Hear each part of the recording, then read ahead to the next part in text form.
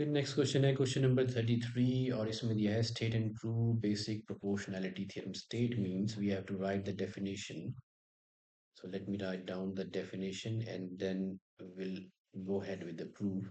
So PPT theorem बोलती है कि if a line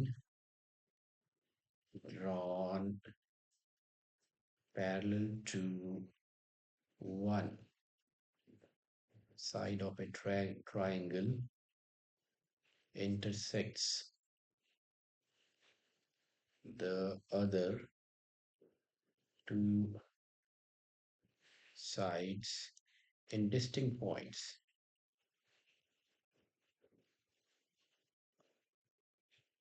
then the sides are divided in the same ratio.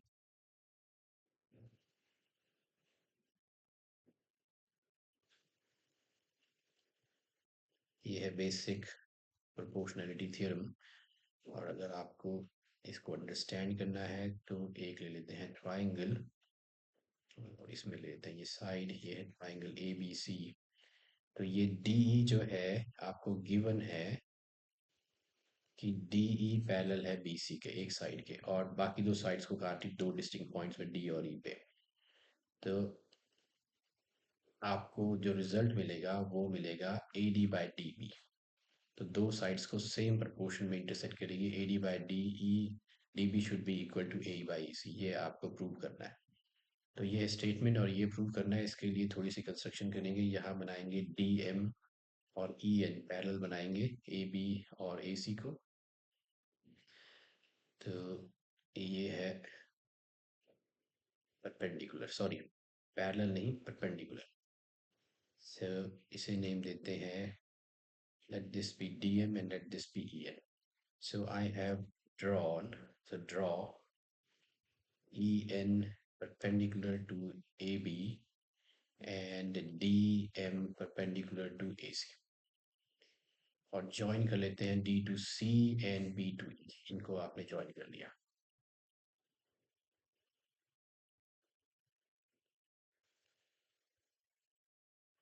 Okay. अब proof. Proof में हम डिवाइड करेंगे area of triangle A D E and area of triangle B D E. Area of triangle अगर हम base consider करें ए D ई का A D, तो उसके लिए जो करस्पॉन्डिंग हाइट है वो है ई एन. इसी तरह बी डी का बेस कंसिडर करें बी डी, तो ये ऑब्ट्यूज एंगल ट्राइंगल है. इसकी ऑब्ट्यूज एंगल ट्राइंगल की जो हाइट है वो,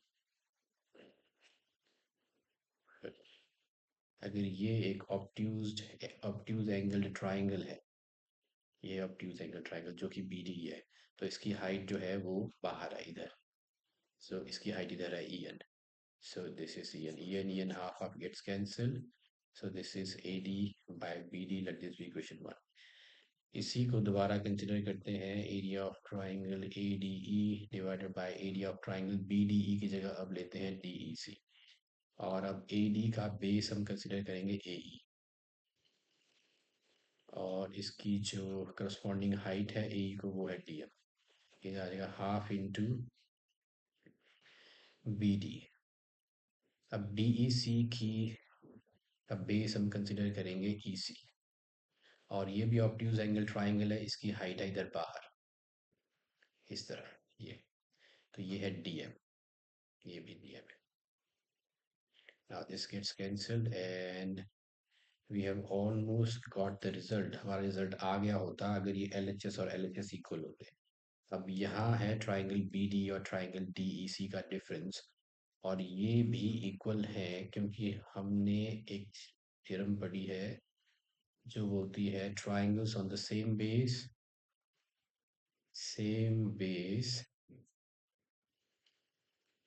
and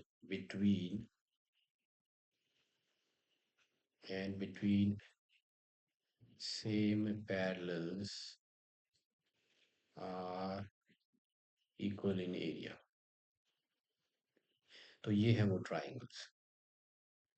These are the triangles that are on the same base. ये है वो triangles.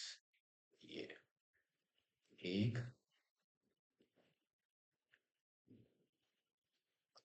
ये ट्राइंगल्स है बी डी ई, और ट्राइंगल है डी ई सी। ये है सेम बेस डी पे, और सेम पैरेलल्स डी और बी सी के बीच में, ये है पैरेलल्स। तो इनका एरिया इक्वल है। तो ये मान लेते हैं 3। इसका मतलब है डी ई सी की जगह मैं डाल सकता हूँ बी डी ई, और ये दोनों इक्वल हो जाएंगे, तो इनकी राइट हैंड साइड भी इक्वल हो जाएगी।